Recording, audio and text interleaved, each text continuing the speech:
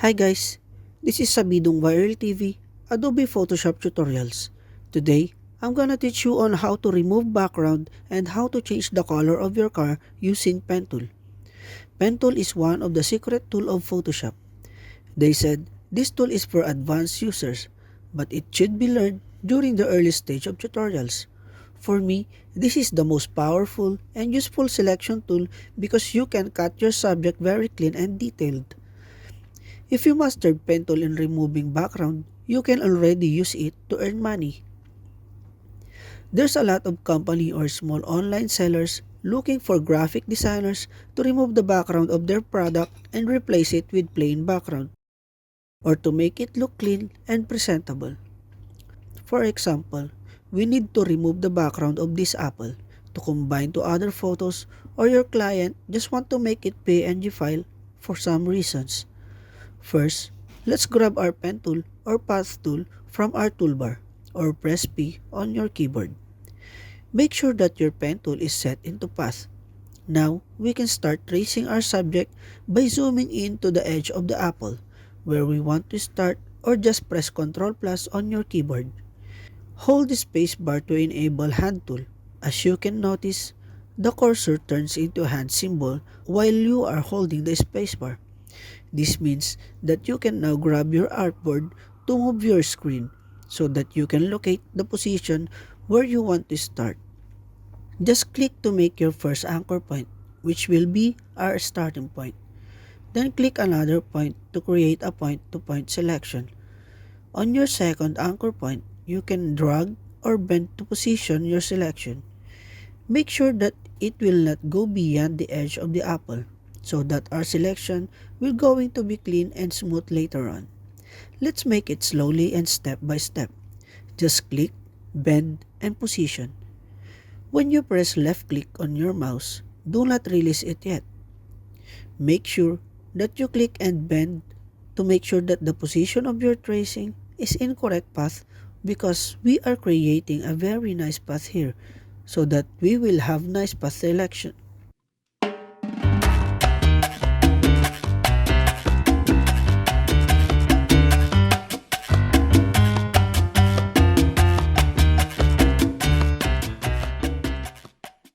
If you have corners like this, do not bend too much or extend too much to avoid excess path.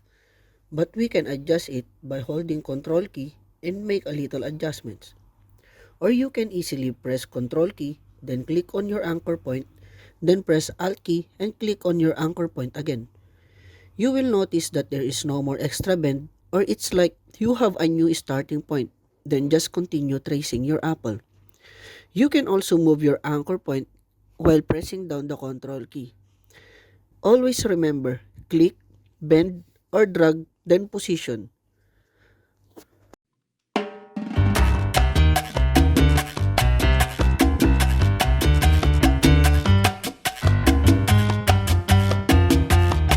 We can also remove unnecessary anchor point by pressing down minus sign on our keyboard. You will notice that there is a minus icon beside the cursor of our pen tool. If you want to add anchor point, just press down plus key on your keyboard. Then just click on your path where you want to add anchor point.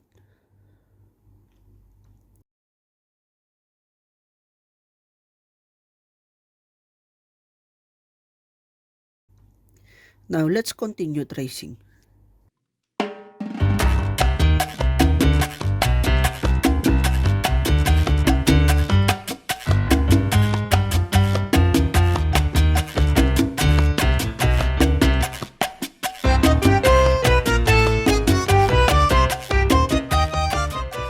After we completely trace our apple, double check if we did a nice path selection, otherwise you can perform the adjustments needed.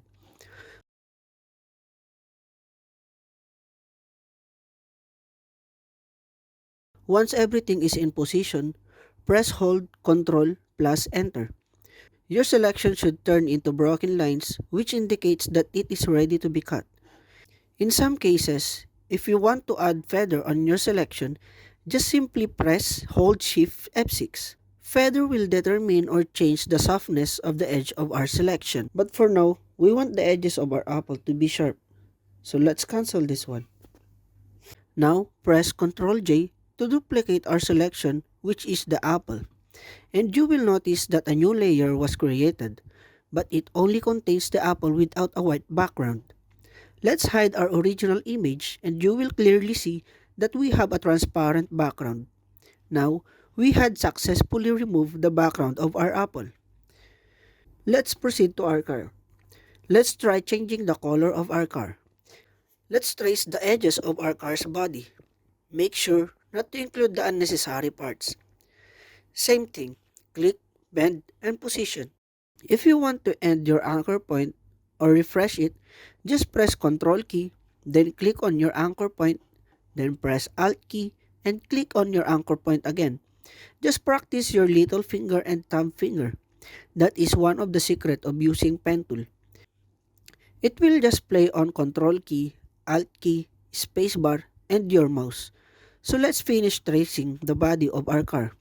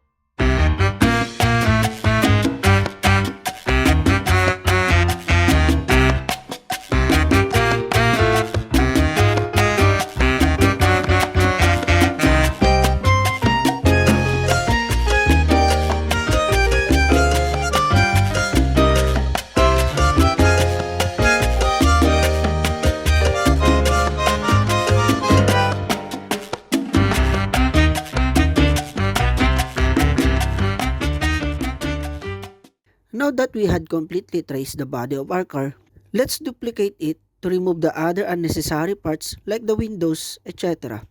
So press Ctrl plus Enter, and after the broken lines appear, press Ctrl J to duplicate our selection.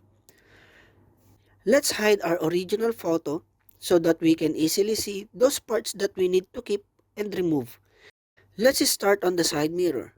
Just trace the part with red color that we want to keep. After tracing, just press Ctrl Enter, and then after the broken lines appear, press Ctrl J. So we had created a new layer again. Do not worry because later on, I'm going to teach you on how to merge layers. Then let's go back to the layer of our car's body. Then start tracing the part of our side mirror, then press Ctrl Enter and Ctrl J, then another layer was created. Now trace the whole window of our car to totally remove it.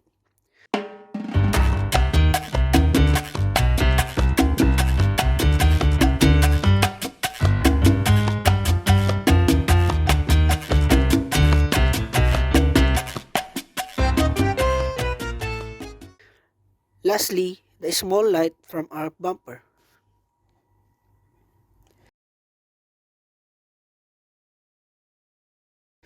Now that we had already removed the unnecessary parts, we can now merge our layers to create new image in one layer. Just press Ctrl plus Alt plus Shift plus E. Press and hold it all together to merge these three layers. A new layer will appear on the top of three layers that we had merged. Now let's name this layer as Change Color. Make sure that this layer is selected, then press Ctrl U. Then a preset in changing color will appear. Make sure to tick Colorize and Preview. As you can notice, the color of our car has already changed. And now, you can play with the color until you are satisfied with the color that you want to apply on your car. You can use this technique in different subjects like clothes, hat, shoes, or even your eyes and hair. Just make sure that you will only trace the parts that you want to change the colors. Let's make it purple for it is the color of the year 2022. That's how pen tool works. Pen tool is very useful and powerful. You can use it through your imagination.